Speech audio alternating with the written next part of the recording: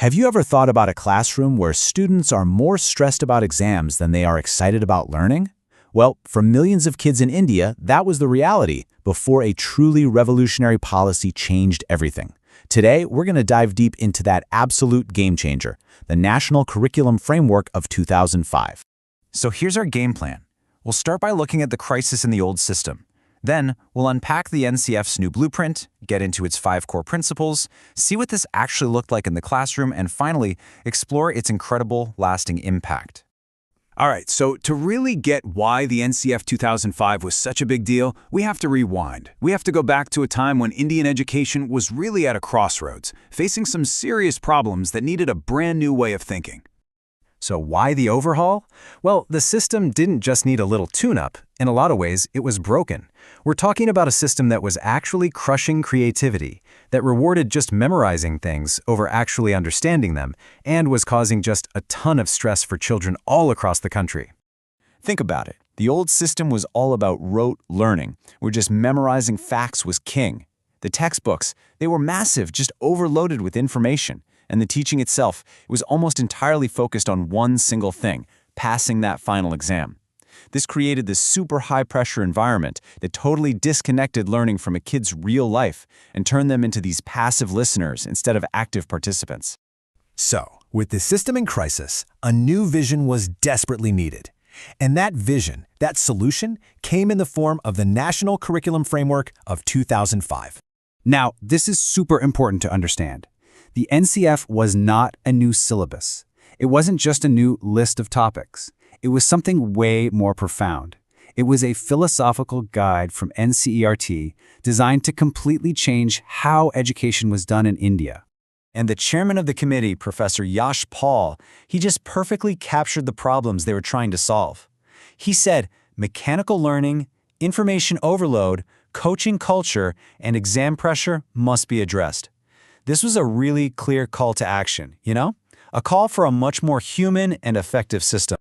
The whole framework was basically built on 3 powerful ideas. First, you've got constructivism, this idea that kids actively build their own knowledge. So instead of just being told that a plant needs sunlight, a constructivist classroom might have kids grow their own plants and discover it for themselves. Makes sense, right? Second, child-centered education, which, puts the child's needs front and center. And third, embedding democratic values like equality and respect right into the classroom. Okay, now we're getting to the absolute heart of NCF 2005. We're talking about the 5 guiding principles. For anybody taking a teaching exam, this part right here is pure gold. Pay attention. So these 5 steps, they create a really clear mission. Number 1, make learning practical by connecting it to the real world. 2, make it stress-free. Get rid of the burden of these heavy syllabi. 3, shift from just memorizing to actually understanding things. 4, make the whole experience joyful through activities. And 5, make exams more flexible and way less of a high-stakes battle. So that's all the theory. But what did this revolution actually look like in the real world? Let's dive into how these principles totally transformed the day-to-day experience inside a classroom. The teacher's role was just completely redefined. No longer a dictator or just a lecturer who stands at the front and gives out information. Instead, the teacher becomes a facilitator, a guide, a motivator, someone who supports students on their learning journey. And get this, even learns right alongside them. And this new role for the teacher, it was only possible because of a completely new view of the student. The NCF 2005 position is crystal clear. A child is not an empty vessel just waiting to be filled up with facts. They're naturally curious, they're active learners, and they are real participants in their own education. So to fight that horrible exam stress, NCF 2005 pushed a new system of assessment called CCE. And this was a game changer. It moved away from that one big, scary final exam to a continuous evaluation of a student's progress, looking at both academic skills and other things too.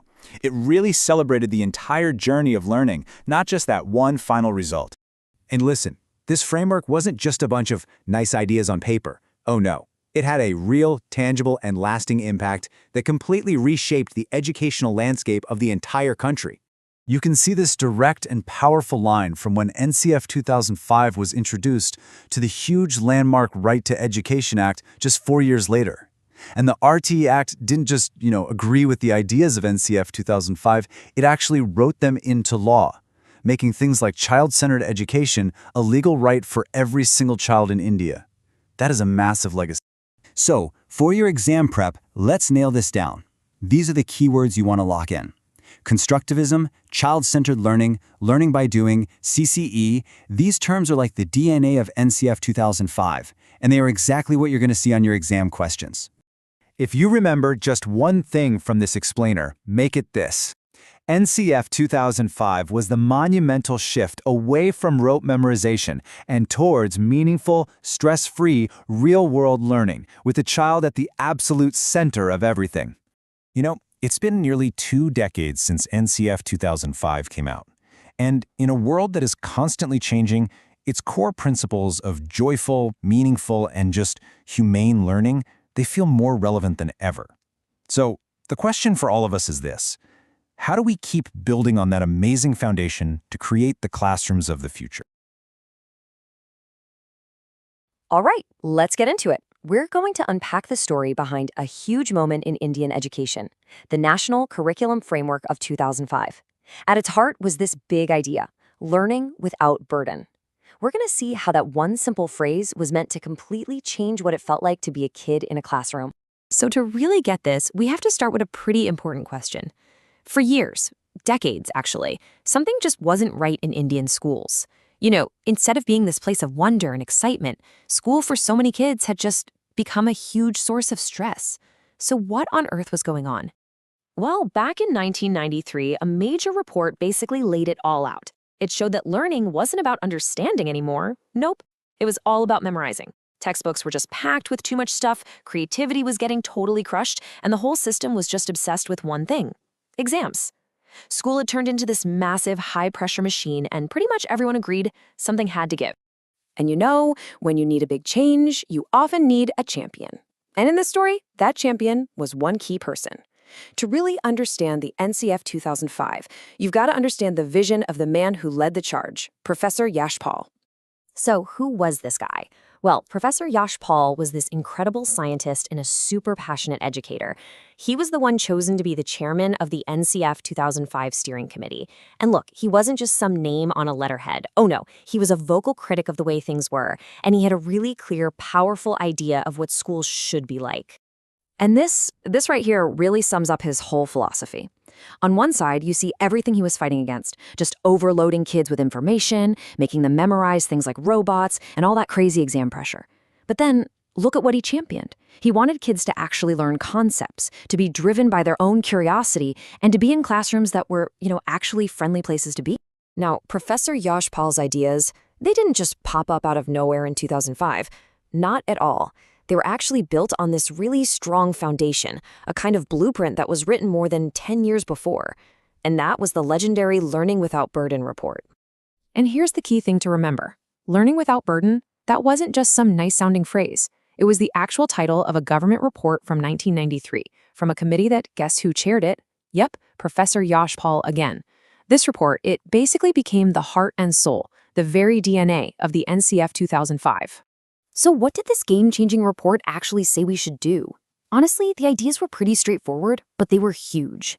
It said, cut down the curriculum, get rid of all the extra fluff, and let's shift the focus completely away from just memorizing facts to actually understanding things.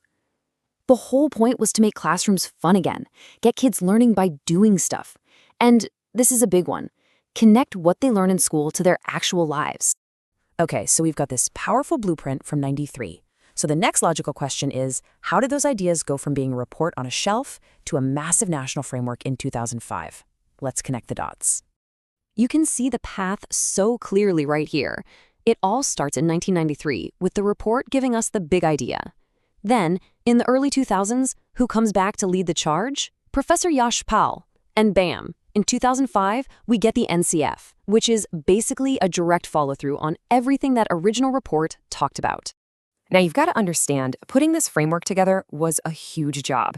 It wasn't just a few people in a room. To make sure they covered everything, the NCRT set up 21 national focus groups. Just think about that for a second. 21 different groups of experts, and each one had a specific problem to dig into and come up with real solutions. And we're not just talking about math and science here. Not even close. Just look at the sheer range of these groups. You had groups for arts, music, and heritage, for gender issues, for peace, education, even for educational technology. It just shows you they were thinking about the whole child, every single part of their education, including, of course, a group focused on that big problem of the curriculum load. Okay, so we've gone through the whole story, the big ideas. Now, for all of you preparing for exams, let's boil this all down. What are the absolute must-know facts you need to take away from this? Let's do a quick-fire round. Fact number 1, the chairman. Who was it? Professor Yash Paul. That's a super common question, so lock that one in. Fact number 2, the focus groups. How many were there? The magic number is 21. 21 national focus groups helped build this thing. Fact number 3, the inspiration. Where did the big ideas come from? Straight from the 1993 report, Learning Without Burden.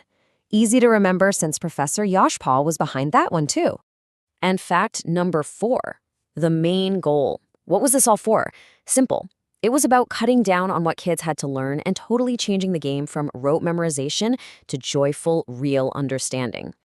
And that really brings us to where we are now. Look, the NCF 2005 kicked off this amazing vision, but let's be real, the job is never finished, right?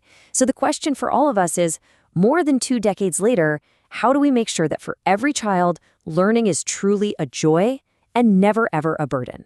Something to think about. Thanks so much for tuning in.